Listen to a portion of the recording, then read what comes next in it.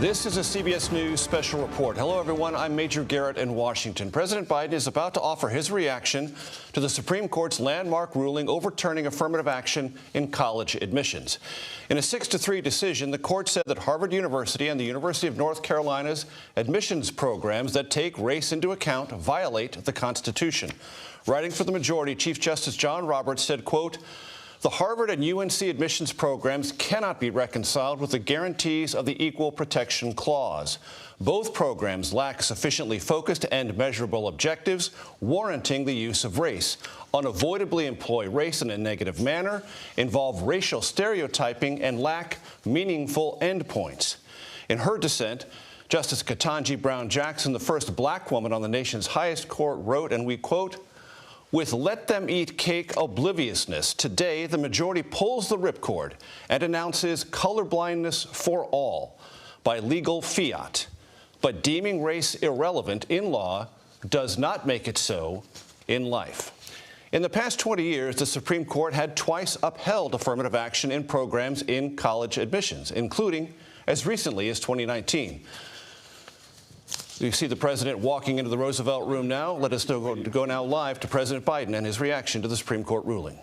45 years, the United States Supreme Court has recognized the college's freedom to decide how to build diverse student bodies and to meet their responsibility of opening doors of opportunity for every single American. In case after case, including recently, just as a few years ago in 2016, the court has affirmed and reaffirmed this view, that colleges could use race not as a determinative factor for admission, but as one of the factors among many in deciding who to admit from a already qualified pool of applicants. Today, the court once again walked away from decades of precedent and as the dissent has made clear. The dissent states in today's decision, quote, "rolls back decades of precedent and momentous progress," end of quote. I agree with that statement from the dissent. The court has effectively ended affirmative action in college admissions, and I strongly disagree with the court's decision. Because affirmative action is so misunderstood, I want to be clear, make sure everybody's clear about what the law has been and what it has not been until today. Many people wrongly believe that affirmative action allows unqualified students to be admitted ahead of qualified students. This is not how college admissions work. Rather, colleges set out standards for admission, and every student has to meet those standards. Then and only then, after first meeting the qualifications required by the school, do colleges look at other factors in addition to their grades, such as race. The way it works in practice is this. Colleges first establish a qualified pool of candidates based on meeting certain grade, test scores, and other criteria. Then and only then, it is from this pool of applicants, all of whom have already met the school standards, that the class is chosen after weighing a wide range of factors, among them being race. You know, I've always believed that one of the greatest strengths of America, you're tired of hearing me say it, is our diversity. But I believe that. If you have any doubt about this, just look at the United States military. The finest fighting force in the history of the world. It's been a model of diversity. And it's not only made our nation better, stronger, but safer. I believe the same is true for our schools. I've always believed that the promise of America is big enough for everyone to succeed, and that every generation of Americans, we have benefited by opening the doors of opportunity just a little bit wider to include those who've been left behind. I believe our colleges are stronger when they're racially diverse. Our nation is stronger because we are tapping into the full range of talent in this nation. I also believe that while talent, creativity, and hard work are everywhere across this country, not equal opportunity. It is not everywhere across this country. We cannot let this decision be the last word. I want to emphasize, we cannot let this decision be the last word. While the court can render a decision, it cannot change what America stands for. America is an idea unique in the world, an idea of hope and opportunity, of possibilities, of giving everyone a fair shot, of leaving no one behind. We've never fully lived up to it, but we've never walked away from it either. We will not walk away from it now. We should never allow the country to walk away from the dream upon which it was founded. That opportunity is for everyone, not just a few. We need a new path forward, a path consistent with the law that protects diversity and expands opportunity. So today I want to offer some guidance to our nation's colleges as they review their admission systems after today's decision. Guidance that is consistent with today's decision. They should not abandon, let me say this again, they should not abandon their commitment to ensure student bodies of diverse backgrounds and experience that reflect all of America. What I propose for consideration is a new standard, where colleges take into account the adversity a student has overcome when selecting among qualified applicants. Let's be clear, under this new standard, just as was true under the earlier standard, students first have to be qualified applicants. They need the GPA and test scores to meet the school's standards.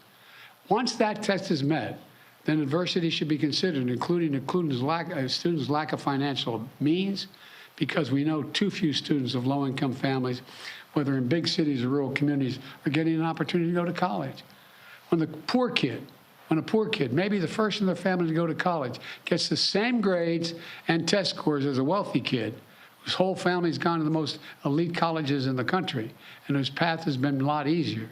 Well, the kid who faced tougher challenges has demonstrated more grit, more determination, and that should be a factor that colleges should take into account in admissions, and many still do.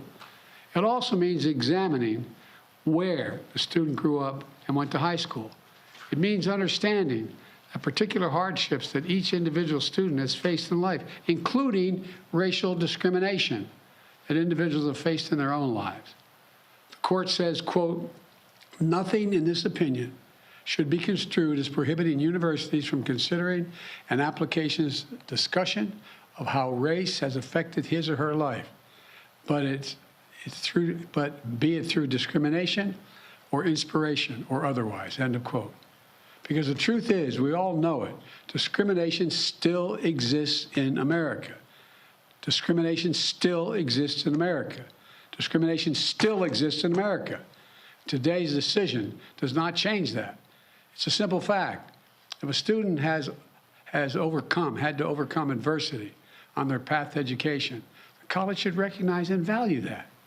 Our nation's colleges and universities should be engines of expanding opportunity through upward mobility.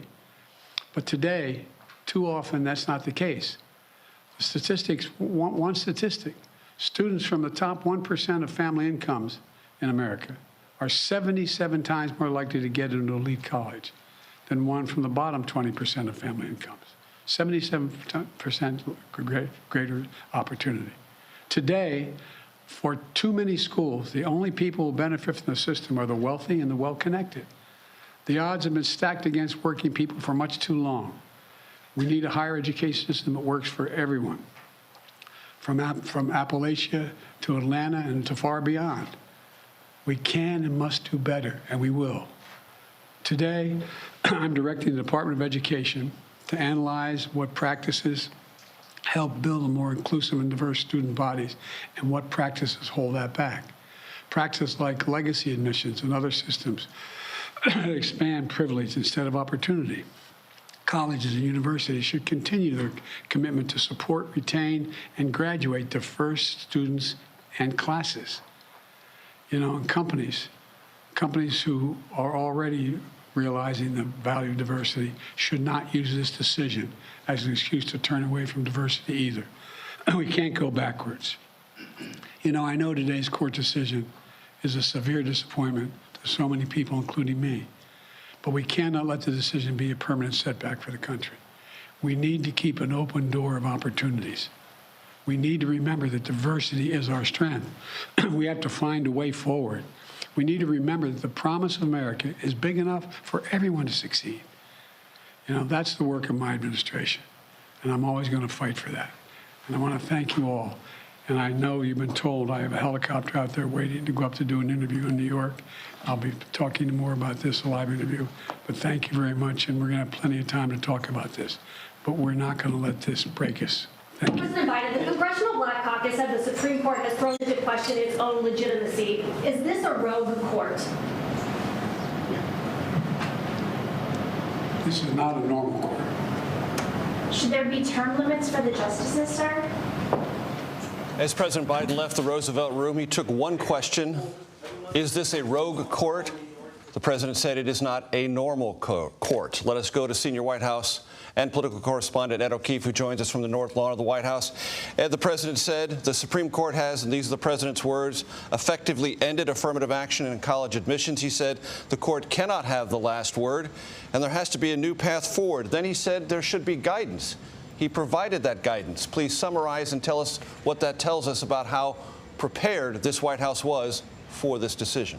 Yeah, they're in a series of cases they've been waiting for this session. One of them that's been reviewed and for which scenarios were prepared is this one. And you heard him say there should be a new standard regarding adversity a student has overcome, and then some other general guidelines. That is actually consistent with what the court was writing today, saying that it can be considered alongside things like adversity and whatnot.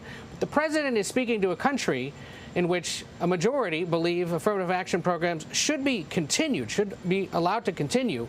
But on the specific issue of race-based college admissions, just 30% of Americans believe they should be allowed. And so you heard the president there try to clarify what exactly Harvard and the University of North Carolina were up to and how going forward, potentially, race could continue to be a factor. But that signal that he's asking the Education Department to look into this in plainer English is, I'm looking for some kind of executive action or clarification I can give to the nation's institutes of higher learning going forward in the wake of this decision. Ed, before I go to Nicole Killian, who's here at the desk with me, after the Dobbs decision last year, there were some in the Democratic Party who thought the White House was slow-footed in its response, did have a comprehensive way to talk about this and respond. Do you detect in this reaction from the president today and some of the specifics you just outlined better preparation? I do, because they've been channeling for the last several weeks that on this case and on the forthcoming decision regarding the student loan forgiveness program, a handful of others, that they have been anticipating potential scenarios and have been preparing potential options for the president. They don't want to talk about them publicly. But there's also been a broader preparation in the political space. And if we can, Major, we should call out some pretty rare and unique comments today from the former First Lady, Michelle Obama. You may have seen this earlier, but she gave a pretty long statement recalling her own personal experience as a student at Princeton and Harvard Law. And in part, she bemoans the fact that, quote, so often we just accept that money, power, and privilege are perfectly justifiable forms of affirmative action, while kids growing up, like I did, are expected to compete when the ground is anything but level. So today my heart breaks for any young person out there who's wondering what their future holds and what kinds of chances will be open to them. And while I know the strength and grit that lies inside kids who've always had to sweat a little more to climb the same ladders, I hope and I pray that the rest of us are willing to sweat a little too. She's also knocking the fact that legacy, whether your parents give to that university, have been a leg up for many people, but there's never been a legal challenge to that. And we should point out, both the president just now and Justice Neil Gorsuch, in a concurring opinion, suggested that that acceptance of legacy, or whether your parents are giving big money to a university, should be reconsidered and perhaps done away with. It is a factor at Harvard University as well, which, of course, was the subject of today's legal challenge. And many institutions around our country. I want to bring in congressional correspondent Nicole Killian.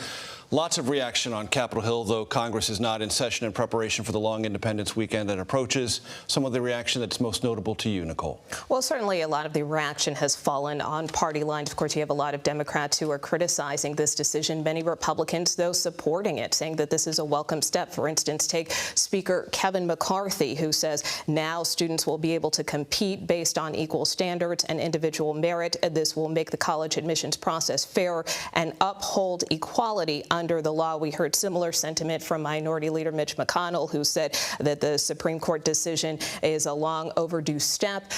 That being said, though, you know, again, when you look at what Democrats have said, for instance, Leader Hakeem Jeffries, the first black minority leader in the House, he said that the court has turned a blind eye to systemic racism, which I think is a point that you heard President Biden make, and one that stuck to me. You know, that discrimination still exists in America, and I think that is the debate and the argument argument that we saw from the justices today as well, where you have Chief Justice John Roberts arguing eliminating racial discrimination means eliminating all of it, but yet you have someone like Ketanji Brown Jackson in the dissent saying deeming race irrelevant in law does not make it so in life. When you have health disparities, when you still have a racial wealth gap, when you still have housing discrimination. So, are we really equal? I think, when we look in terms of where we are as a society, there's so much of an argument about, are we in a post-racial society? And here you have some Democrats saying, no, that discrimination still exists. That's why these policies should still stand, which is why the president is proposing additional action.